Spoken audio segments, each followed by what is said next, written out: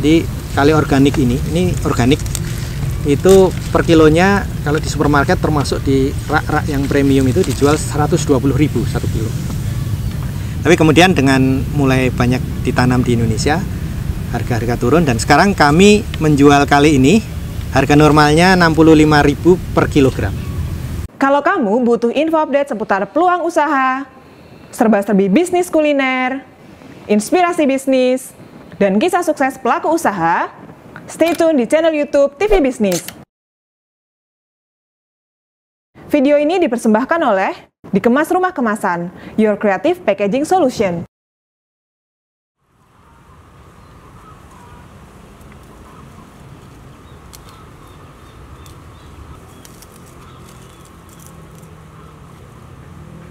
Jadi sejak hampir 3 tahun yang lalu kami berdiri dengan idealisme seperti itu tadi, dan alhamdulillah pasar atau dalam hal ini masyarakat merespon dengan baik. Jadi dari waktu ke waktu sebelum pandemi kemarin kita itu memang setiap harinya sibuk menerima kunjungan agroedukasi. Jadi Pak Hudi sudah nyampaikan range-nya memang sangat luas, mulai dari anak-anak PAUD sampai juga yang purna tugas. Jadi biasanya kalau sudah mau pensiun, nanti mengisi pensiun dengan apa sesuai dengan keminatan. Kalau inginnya minat pertanian, biasanya ada sebagian datang yang ke sini untuk belajar itu. Nah, kemudian datanglah pandemi. Jadi ketika pandemi ini tiba, mungkin sebagaimana yang lain ya, kami sendiri itu merasakan sangat terpukul. Saya dengan Pak Hudi itu pada waktu bulan puasa minggu kedua Pak Hudi ya, itu sempat berpikir bahwa kita tutup saja dulu ini Caping Merapi ini, karena memang tidak ada sama sekali pemasukan, sementara kita sangat berat untuk menopang operasional yang terjadi, dan kita tidak tahu sampai kapan ini akan berakhir. Cuman waktu itu kami mengkaji lagi lebih dalam. Sepertinya Caping Merapi ini bergerak pada bidang yang primer, yaitu kebutuhan pokok, karena terkait dengan makanan. Sehingga kemudian kita cobalah kita teruskan saja. Waktu itu begitu. Karena ini produk kita akan selalu menjadi kebutuhan masyarakat. Nah, oleh karena itu kita tetap bertahan. Terus kemudian kami berpikir kira-kira untuk bisa eksis apa ya yang kita lakukan. Kami kemudian melihat ternyata dengan penguncian yang kemarin itu di awal-awal pandemi, lama-lama masyarakat sudah mulai jenuh juga, dan juga selama penguncian itu mereka membutuhkan aktivitas, dan ternyata salah satu aktivitas yang dibutuhkan itu adalah berkebun di rumah. Dan itu kemudian kami fasilitasi dengan kita mengencarkan menjual bibit. Jadi di depan sana nanti mungkin bisa dilihat ada area kita fokus untuk penjualan bibit, mulai dari bibit sayuran, bibit herbs, kemudian ada bibit buah, juga ada tanaman hias. Paralel dengan itu, kita kemudian juga berpikir bahwa dalam kondisi pandemi yang seperti ini, yang sangat dibutuhkan masyarakat itu adalah daya tahan tubuh yang tinggi. Oleh karena itu mereka membutuhkan makanan-makanan yang bergizi, berkualitas. Maka riset kami kemudian menemukan bahwa ada salah satu makanan yang populer di Amerika dan di Eropa, tapi belum di Indonesia, namanya sayur kale. Sayur kale seperti yang kita lihat di belakang ini. Jadi sayur kale ini itu termasuk dalam kelompok kubis ya Pak, sama brokoli. Dan ini di Amerika disebut sebagai ratu sayuran. Di antara kelompok yang disebut sebagai superfood, makanan super, ratunya adalah kale. Karena di dalam kale kandungan jus kale 1 gelas itu sama dengan kalsiumnya, sama dengan susu. Ini hasil riset kami. Kemudian kita melihat, berarti ini memang makanan super, karena hasil penelitian terhadap kandungan yang dimiliki kali ini juga 1 gramnya itu 4 kali lipat kandungan zat besinya dibanding bayam. Nah, oleh karena itu kemudian kita putuskan kita akan menanam kale. Jadi sekitar 3 bulan yang lalu kami mulai trial untuk melakukan pembibitan. Setelah pembibitan ternyata berhasil, kita dapat bibitnya kira-kira 2 bulan yang lalu. kita mulai tanam di sini. Waktu itu karena baru pertama kali, dan kita juga melihat bahwa sesungguhnya ini awalnya kan bukan tanaman tropis, karena kalau saya lihat dari sejarahnya kali ini 2000 tahun yang lalu itu mulai dibudidayakan di daerah Mediterania, jadi di Asia kecil, Yunani, Anatolia, di Turki situ. Terus kemudian dia berkembang ke Eropa, kemudian sampai bahkan ke Rusia, di Siberia, maka ada varietas yang namanya Siberian Kale. Terus kemudian ke Kanada, terus kemudian di Amerika.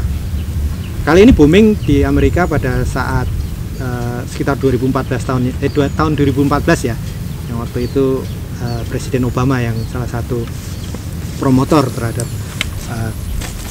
konsumsi kali ini.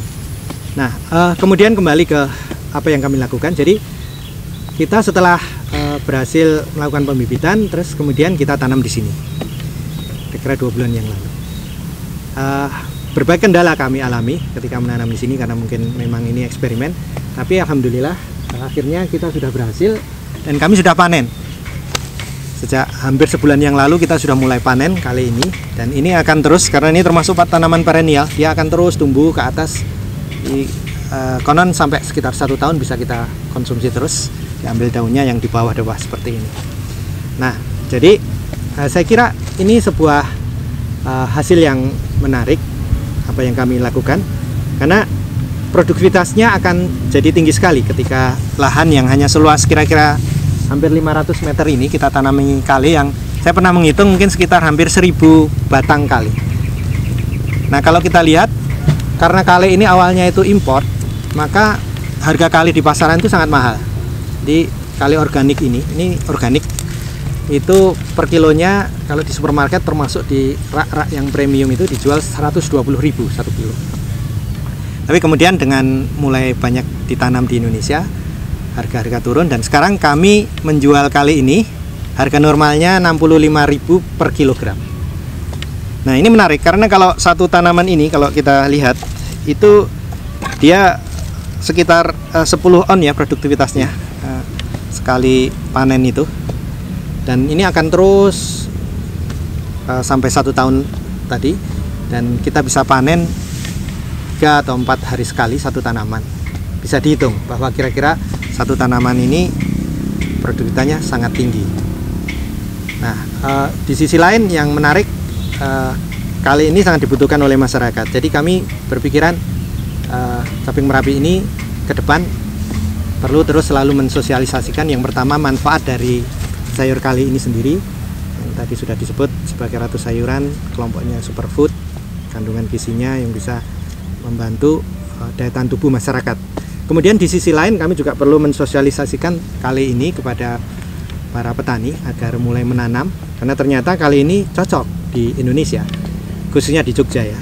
Kalau saya lihat secara referensi kan dia tumbuh di antara 700 sampai 1500 dpl. Jogja ini kan paling cuma 120-an, tapi ternyata dia bisa produksi meski mungkin tidak seperti yang di negara asalnya ya, yang besar-besar gitu, seperti yang khusus kale yang satu lagi ini jenisnya kale curly, dia keriting begitu. Ada kale nero namanya, itu yang harusnya itu disebut kale dino, karena kok besar sekali daunnya. Cuman di tempat kami, di kita ini dia belum kelihatan bisa besar sekali. Jadi mungkin itu pengantar kali. Ke depan mungkin kami akan berusaha membuat olahannya. Jadi sekarang ini mulai banyak, ya belum banyak sekali, tetapi mulai beberapa orang itu mencoba mengkonsumsi kali ini. Baik itu di jus, terus kemudian juga diolah jadi sayuran yang dikonsumsi. Ada juga kami mencoba membuat olahan keripik kale khas Caping Merapi yang nanti bisa dikonsumsi orang-orang yang mengunjungi sini. Dan juga kami sedang riset untuk menjadi powder bubuk kale. Yang moga-moga nanti kalau itu sudah jadi kita bisa konsumsi dan kita bisa sosialisasikan ke masyarakat. Sebenarnya kale itu memang saat ini dijuluki sebagai superfood atau the queen of veggie. Kenapa disebut the queen of veggie? Karena memang nutrisinya itu sangat banyak sekali. Dia juga kaya antioksidan, terus dia juga anti kanker, dan juga baik sekali untuk dikonsumsi oleh anak-anak maupun penderita malnutrition. Nah, tapi ada beberapa hal yang mungkin jarang diketahui karena ini viral dan dianggap sebagai makanan superfood untuk beberapa orang seperti yang menjalankan program diet atau fitness itu harus dibatasi pola konsumsinya. Jadi memang ada takaran yang dikonsumsi per hari. Nah, biasanya teman-teman yang tidak mengikuti pola itu dan tidak diarahkan itu cenderung mengkonsumsi secara berlebihan sehingga bisa merusak kestabilan hormon. Nah, memang karakteristiknya si kale ini sebenarnya cukup tricky. Jadi kale ini juga superfood, tapi dia juga kalau dikonsumsi secara berlebihan itu justru malah mengganggu sistem hormon dan metabolisme tubuh. Nah, jadi teman-teman bisa belajar bagaimana karakteristik si kale ini, terus bagaimana cara mengkonsumsinya dan mengolahnya. Nah, di sini di Caping Merapi kami budidaya kale kurang lebih sudah 6 bulan. Jadi untuk tanaman kale sendiri itu memang budidayanya untuk di awal kami cukup khawatir karena ini dataran rendah, kemudian bukan daerah upland atau dataran tinggi. Nah, sedangkan kale ini secara karakteristik tanamannya itu memang jenis brassica atau jenis kubis-kubisan yang sebenarnya dia lebih bagus atau lebih optimal kalau dikembangkan atau dibudidayakan di upland atau dataran tinggi.